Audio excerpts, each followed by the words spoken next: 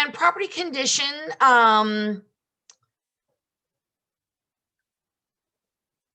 your big one on here with environmental issues and material facts, which we've talked about a little bit already.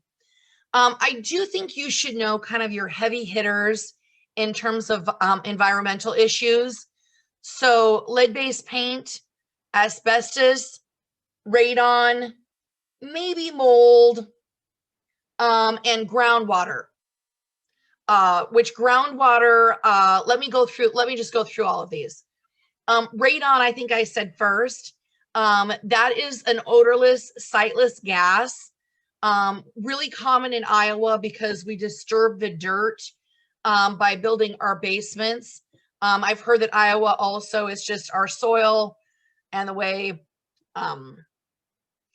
the earth rubs together in our subsurfaces. I don't really know the answer.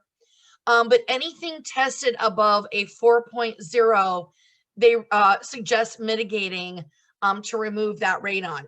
Radon technically is the #2 cause of lung cancer. I know we don't hear about it a whole lot because we only hear about smoking. But that is kind of a general synopsis of radon. Lead-based paint, I think, is the second one I mentioned. And the key one with that one is you must fill out the government disclosure form, the lead-based paint disclosure form for any property built prior to 1978. Prior to 1978. I think I said asbestos third. This was originally a product that it's a product of many products assembled that was supposed to be fire resistant. They found that it was actually very friable in the sense that over time, when disturbed, it becomes like a powdered dust. And when inhaled, that can cause extreme lung damage. So fire resistant, friable is another term we learned with that. And then the third one is encapsulation. And that is the method used to remove asbestos. I think the other one that I started to go down was groundwater hazard statement. And here is what groundwater protects. That's where we use the acronym GW Bush. G is for groundwater. W is for wells, so your drinking water. B is for burial sites. We obviously want people properly buried so that as this is gross, decompose, it doesn't affect our groundwater system. The U is for underground storage tanks. So the big one I think of course, is where we have our gas stations. All of that gas is held in an underground storage tank, and we want those tanks to be healthy. We spring a leak in those, and those contaminants start getting into our soil. Again, that affects our groundwater. The S is for sewer systems, whether it's private or public. A private system is typically a septic system. Again, we want really good health with that. What was the disease that we decided? Malaria is what people used to get in the past because we were just throwing away our defecations into our lakes and rivers, not stopping to think that that's actually what we were using to drink from. Woo. Woo. H is for hazardous waste. So that could be waste that, I've seen that with like old batteries, or maybe paint cans that have sat out, and maybe the lead in that paint has now dissolved into the soil, or battery acid, some things like that that as they've decomposed have left minerals or some sort of deposit that can affect the groundwater. My overlying suggestion in the property disclosure section is, as an agent, you must be aware of all these environmental issues. You must look for them when you're showing properties and be able to advise your clients of the things, of these elements that can happen in properties. But the key thing is, you cannot speak directly to them without having them tested by a professional. So I've joked about this, but it's very true. You're not going to be a radon whisperer. You're not going to just walk in and be like, my eyelashes feel heavy. There must be high radon in here. No, you do not truly know if there is radon in that property unless it's tested by a professional. So you must refer your clients to working with the proper inspector that can help them with that, whether it's mold, radon. If somebody wants to test for lead-based paint, in Iowa, I would say the most common environmental test that we do, at least in the Des Moines market, is radon. Is definitely radon.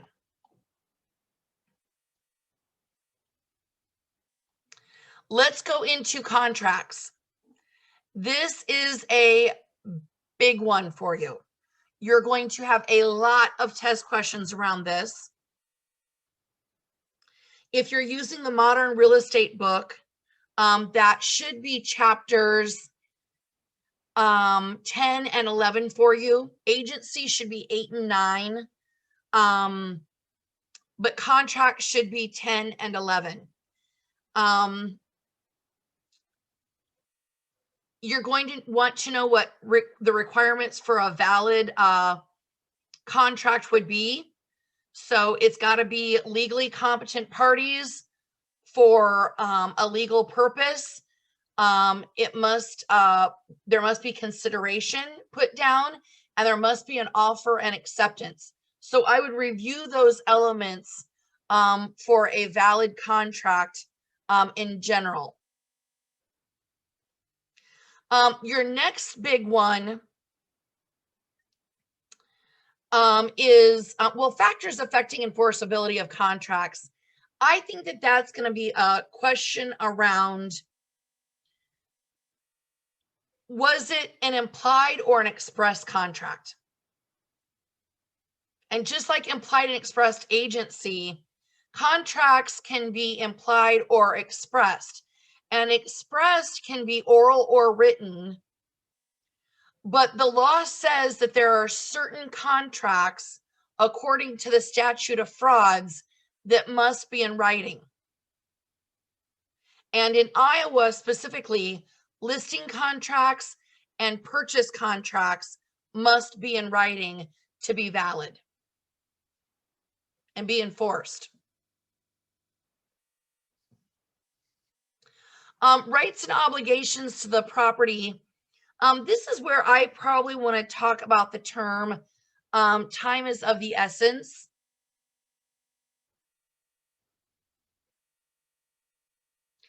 And time is of the essence doesn't mean that everything in the contract needs to be done ASAP. It means that within the contract, you're going to have all these short deadlines. 5 days to turn in the earnest money, if that's what's written in the contract, or it could be another date, whatever everyone's agreed to in the contract by signature.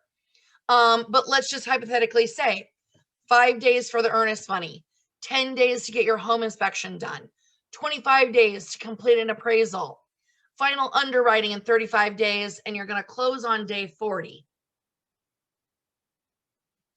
So a great concept, I think, for the exam could be, if you got 10 days to do a home inspection, you've agreed to that in writing, can the buyer call and demand it be done on day 3? No, you all agreed to 10 in writing.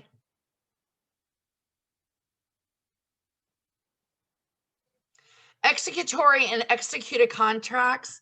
Executory means we've signed it and accepted it, but there's still things left to do. Executed means everything's done, closed, we're good. Notice and delivery and acceptance of contracts. Contracts are only contracts because they've been delivered and accepted by both parties. So if I write an offer to a seller for $200,000 and I give them a deadline to respond tomorrow by noon, they don't respond, and at 8 a.m. tomorrow, I call and say, I want to rescind my offer. Can I do that? Yes, I can. And even if the seller says, oh, well, wait, Amy, we signed the offer, we accept, it doesn't count because they never gave me notice of acceptance, and then they didn't deliver the contract back to me with their signatures on it. Number 7 says breach of contracts and remedies. There's really two breaches that we're going to look at. A seller breaches. They decide they don't want to give clear title. A buyer can sue them to perform. It's called a suit for performance.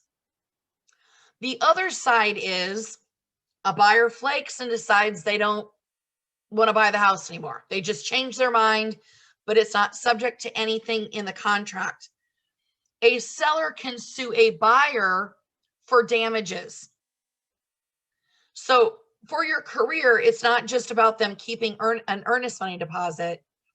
A seller then could sue the borrower for up to the value of the home. Maybe they made repairs per the inspection that they wouldn't have had to do if you hadn't requested. Maybe they had the property off the market during a prime time to sell, like the spring market, and now you've held them hijacked off the market for a couple of months, them thinking you're purchased, and you just change your mind. That would be a breach where you could have a suit for damages. Termination and cancellation of contracts. Really the same list that you just heard about with termination of agency. Again, your first time to be done with someone is when the transaction is fulfilled and closed. For this, though, I think what they're really going to talk about is the idea of not just delivery and acceptance, but the idea of a counteroffer. And a counteroffer, by definition, eliminates the original offer. Anytime you make any change, the original no longer exists. So I want you to think about this example again.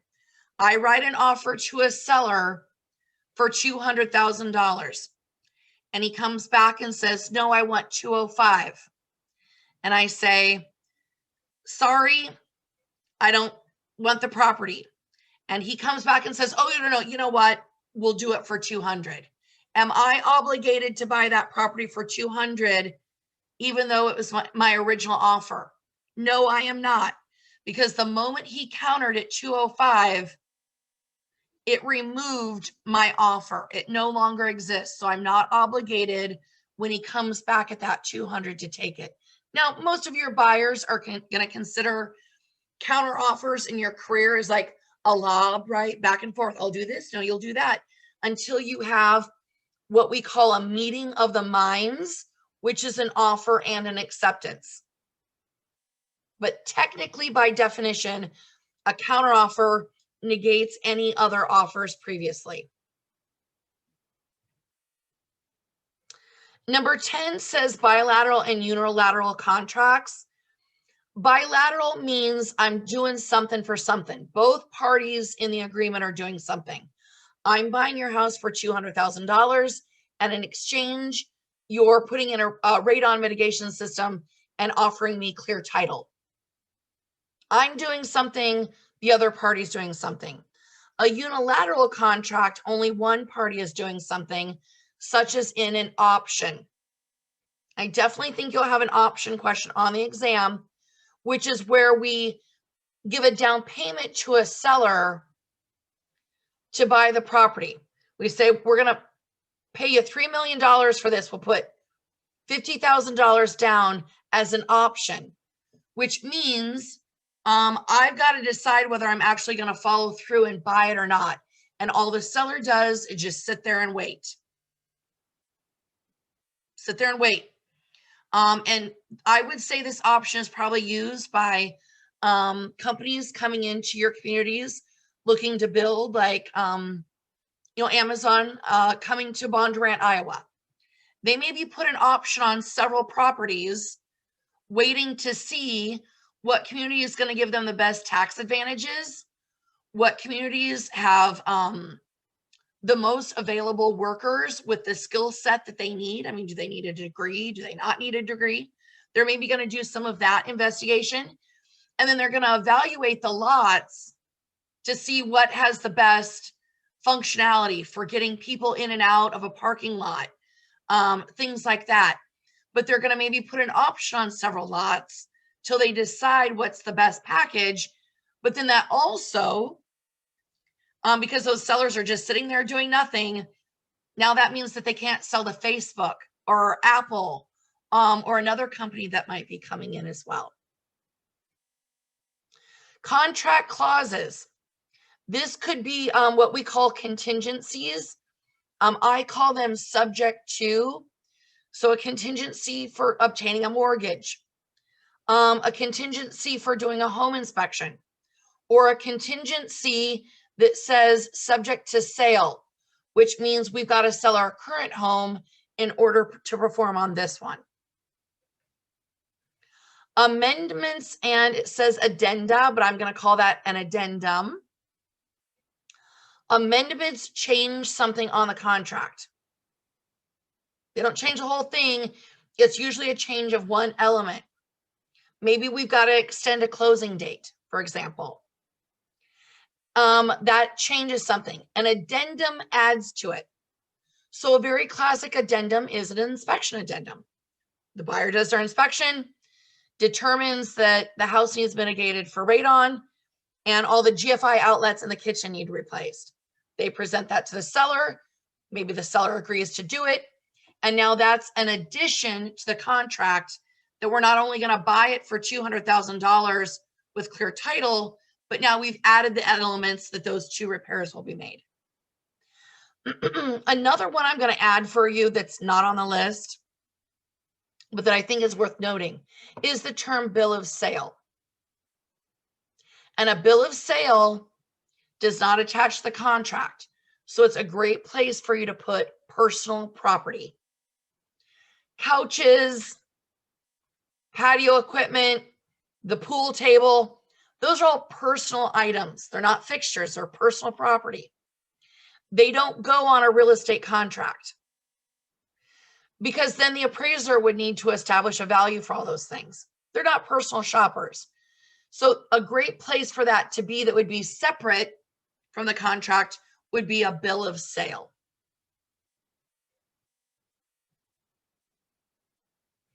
Offers and purchase agreements, the general requirements. Again, I would review the requirements for a valid contract. And one key I would keep in mind here is I think that you'll have a void or voidable question. Is this contract void or voidable? And it's the same with deeds as it is with contracts, around the concept of legal age and mental capacity. If someone disputes that they were a minor or that they were under duress when they wrote that contract or signed that deed, that is voidable, which means we've got to go to court and iron this whole thing out. So a minor or mental stress, temporary insanity, for example, that's voidable for contracts or deeds.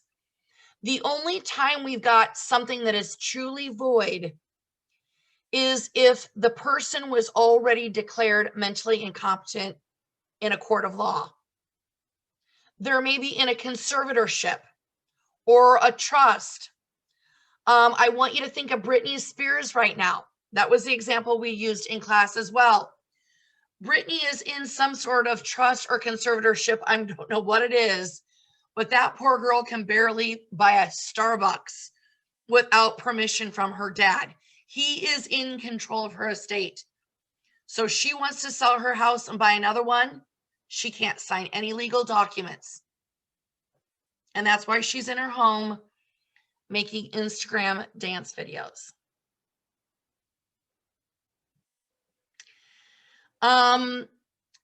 We talked about contingencies. We talked about time is of the essence. And we talked about counteroffers, I believe, already just kind of in the mix.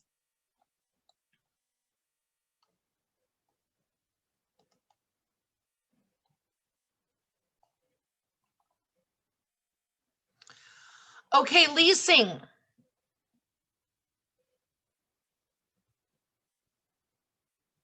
This on here, I believe, has it as specialty areas. So 2 questions.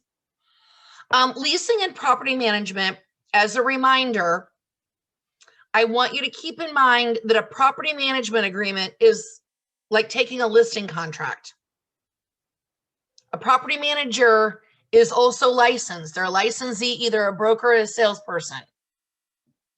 We're replacing landlord for seller and tenant for buyer. So the elements of a valid contract, same. Those don't change. And a purchase agreement is a type of contract, and a lease is a type of contract. So don't, if you've got property management questions, it seems like more than 2, don't freak out. Go back to your brain of what you already know. But under leasing, here is where I think you're going to have some specifics, is understanding what a property manager does. They don't just lease and market properties. You know, they're generally taking care of the books, profit and loss, cash flow reports, as well as managing the property, lawn care, snow removal, maintenance contracts, things of that sort, garbage. Of the lease agreements, there's a percentage gross and net that I want you to focus on. The big one there is percentage lease is the one where we pay a percentage of our sales. So a booming business moves to town and wants to rent a space in your strip mall. What would be the best type of lease to charge them? And the answer is percentage. You want to capitalize on their booming business, their big sales. Okay. And then you've got gross and net lease. Gross is where you are paying the utility. I want to read this to you actually from the book so that I don't, because I like how they have it quoted.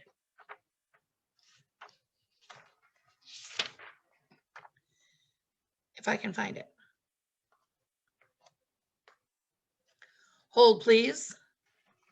A gross lease, the tenant is paying some of the utilities while the landlord pays all taxes, insurance, repairs, and any other utilities. So this is really where you're probably, if any of you have leased before or rented an apartment, you probably had a gross lease. The landlord was paying property taxes, insurance for the overall building. You were paying renter's insurance, your Mid-American bill, water and cable. A net lease is where the tenant pays for everything. Taxes, maintenance grounds or common area maintenance fees, all the hazard insurance for the entire building. And you might be thinking, why? Well, those short-term leases for a gross, like the apartment building I was just getting, the apartment that you rent, works, but a gross lease is really good for a commercial property with a long-term lease, like 15 years. And the reason that's a good match is because if you set the rate or the rent at $5,000 a month, you get $5,000 a month, whether the taxes go up or down. You're set.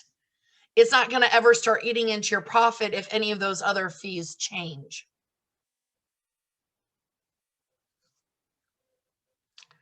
D, fiduciary responsibilities. Again, that's the same. Cold AC.